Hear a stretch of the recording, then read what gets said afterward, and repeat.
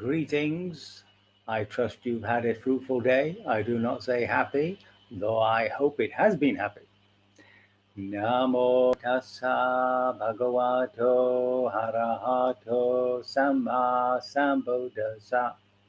Namo tassa bhagavato arahato samma sambuddhassa. Namo tassa bhagavato arahato samma sambuddhassa. Homage to the Buddha, the blessed, noble, and fully self-awakened one. Put my special industry level lapel microphone on. There we are. I wanted to just carry on with this not self business, just to make it even clearer for those people who feel baffled by it. I have had some questions sent me. I hope the questioners will be patient enough to wait a couple of days, because tomorrow I want to actually go through the core discourse on not self, which is the second one traditionally that he gave to his 5 companions. So it's a case of recognizing what the Buddha means when he talks about self. It's translating the word atta in Pali, or the language of that time. And it's still there, of course. Atta in Hinduism, the atta is your eternal soul, whatever. So now it's to do, if we forget the word self for a minute and just talk about identity, right? Identity. What do you identify with? Now, we have all sorts of identities. I'm a father, a son, husband, wife, brother, daughter, workmate, etc., etc. I also have social relationships, which I identify with. My job, I'm a worker, I'm an office worker, etc., etc. But what we're talking about is your existential identity. What are you in the face of death?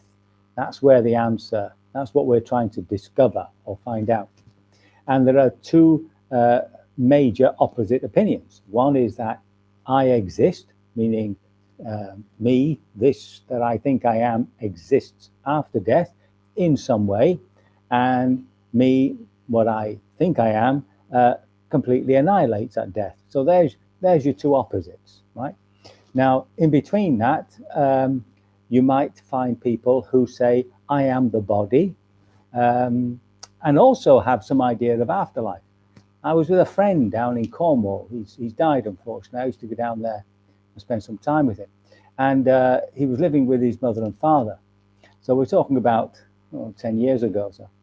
And we were having a discussion. We were sat on the couch, and his mother and father sat on these separate chairs. And of course, the TV was on. And we were having a discussion about something. And his father was seemingly listening to what was on the television. Anyway, at some point in our supposedly private, quiet discussion, I said to him, well, we're not the body. And his father suddenly burst into this declaration. Yes, we are. You see? And it was such a loud snap that silence and embarrassment descended upon the 4 of us for a little while before we continued our discussion. So ironically, of course, he died that very year.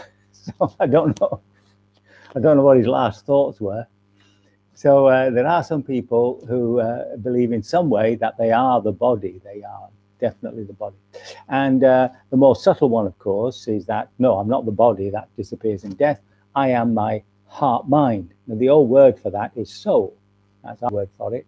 Anima would be the Latin. Psyche would be the psychology and all that. Psyche would be the Greek for it. So you have body, heart, heart, mind, and then usually you have spirit.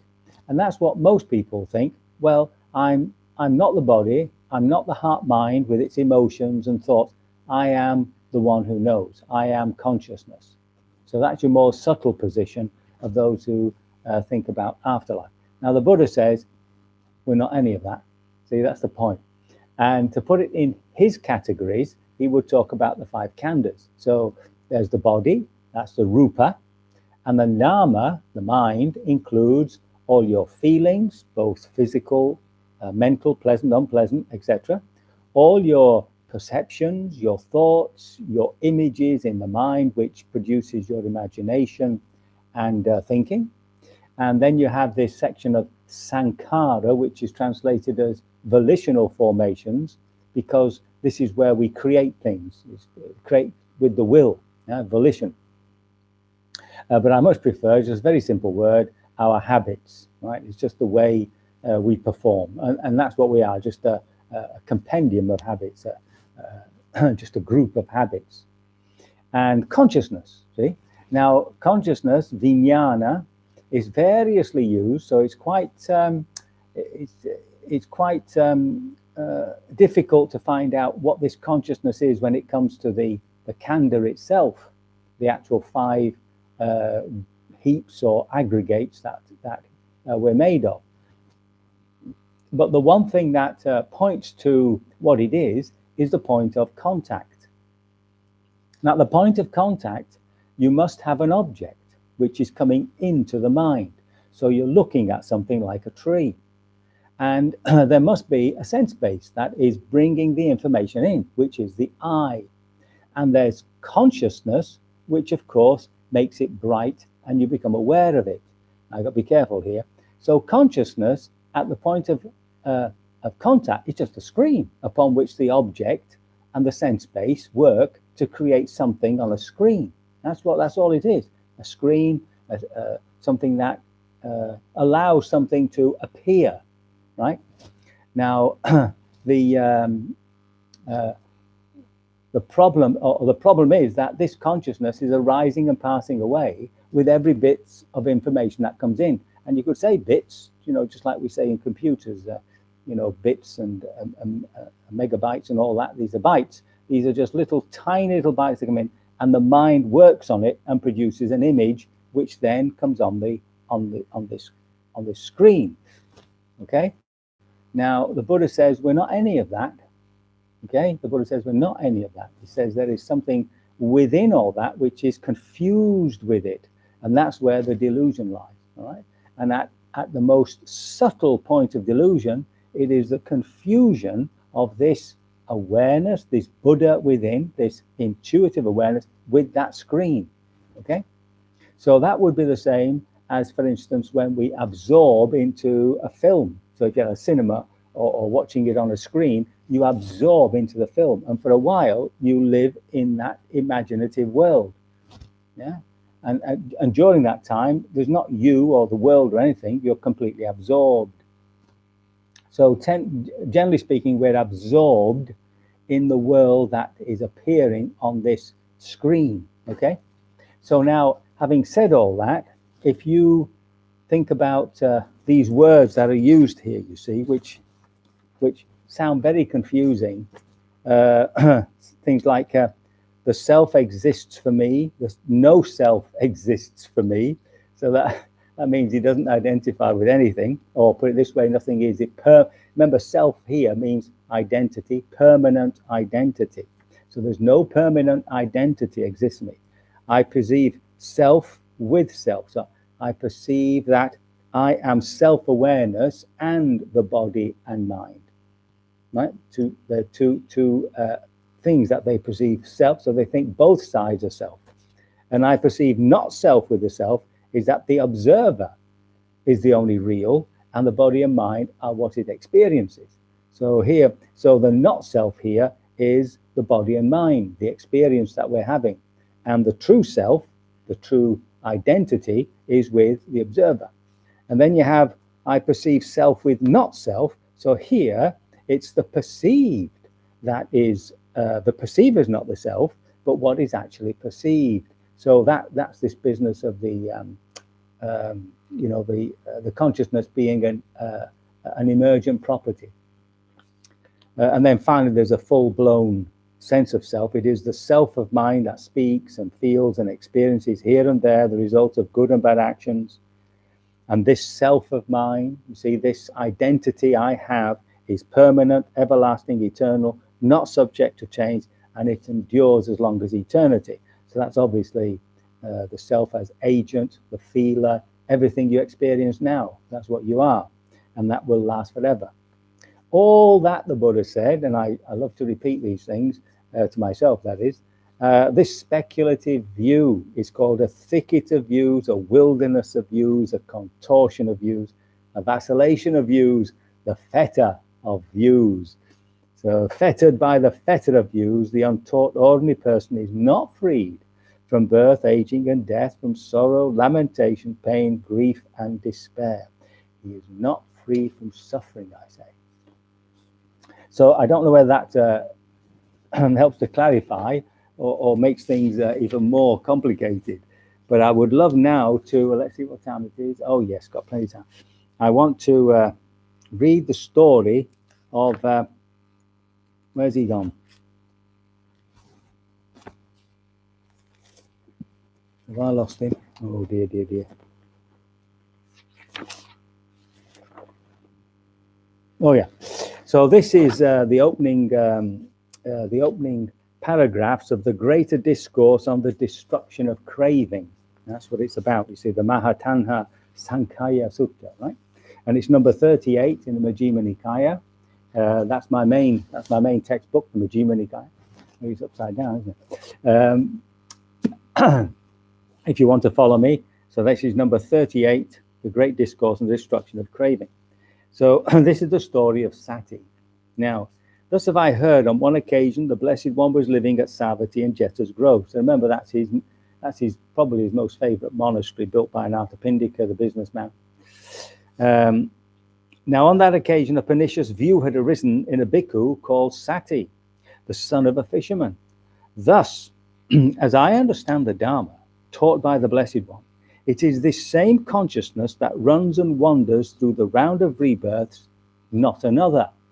So he's saying that this consciousness is the consciousness. Remember, not the body mind, not the not the body mind. It's the consciousness that is the same from birth to birth. It just runs through all rebirths.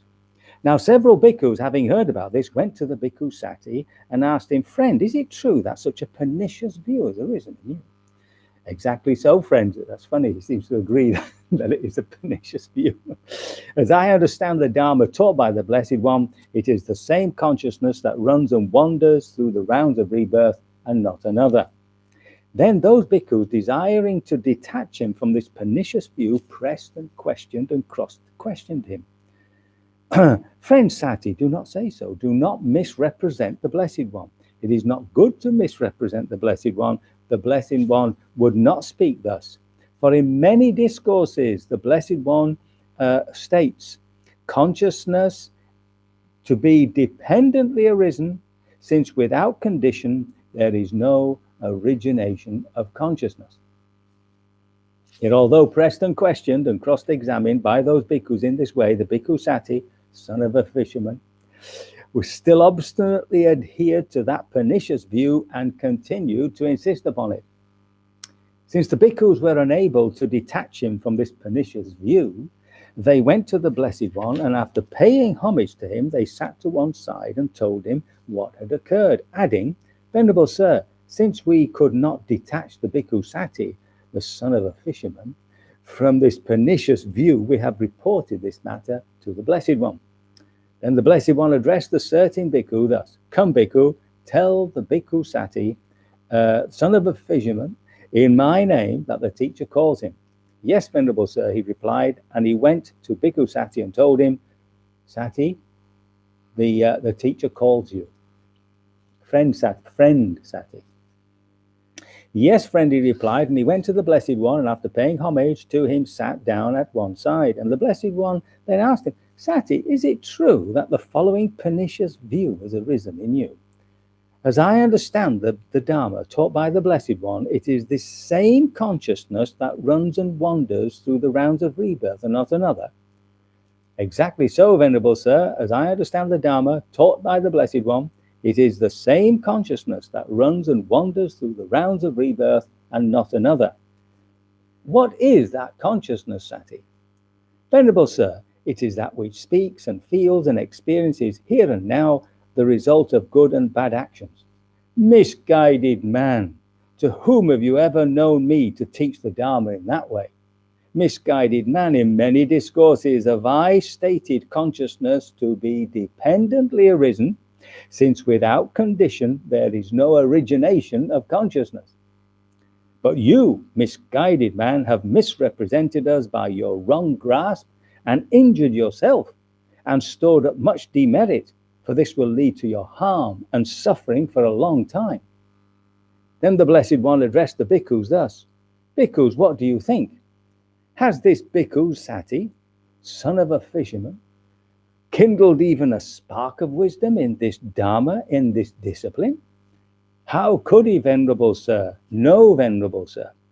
When this was said, Bhikkhu Sati, son of a fisherman, sat silent, dismayed, with shoulders drooping and head down, glum and without response. Then knowing this, the Blessed One said, Misguided man, you will be recognized by your own pernicious view. I shall question the bhikkhus on this matter. Then the Blessed One addressed the bhikkhus thus: Bhikkhus, do you understand the Dhamma taught by me, that this bhikkhu, the son of a fisherman, does when he misrepresents us by his wrong grasp and injures himself and stores up such demerit?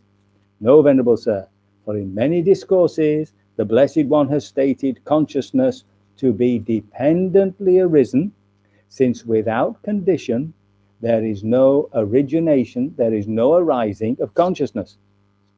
Good bhikkhus, it is good that you understand the Dhamma taught by me thus. For in many discourses I have stated consciousness to be dependently arisen, since without condition there is no origination or arising of consciousness. But this bhikkhu Sati, son of a fisherman, misrepresents us by his wrong grasp and injures himself and stores up much demerit, for this will lead to his harm and suffering for a long time. Now, yeah, you have to have a certain sympathy for poor old Sati. I mean, he sat there, silent, sad, dismayed, shoulders drooping, head down, glum, and without response. Well, you'd want to hug him, wouldn't you? I mean, you know, poor old Sati. And it keeps going on about him being a son of a fisherman, but they all have that sort of name behind them. I've put a little twist on it to suggest a bit of caste prejudice, a bit of class prejudice, son of a fisherman. And that's, of course, how these stories grow, you see. So the next one, it would be, if I were retelling this tale elsewhere, I'd say, but the son of a fisherman, something like that, you see. So you have to be careful with these stories. They're obviously played upon over generations, really. 500 years they were handed down from person to person. So they obviously change. But I think we can take the root thing, that there was a monk called Sati, who was the son of a fisherman, who got it wrong and made this mistake of thinking that the Buddha was talking about consciousness when he said that there was something eternal in us, something that doesn't die, etc.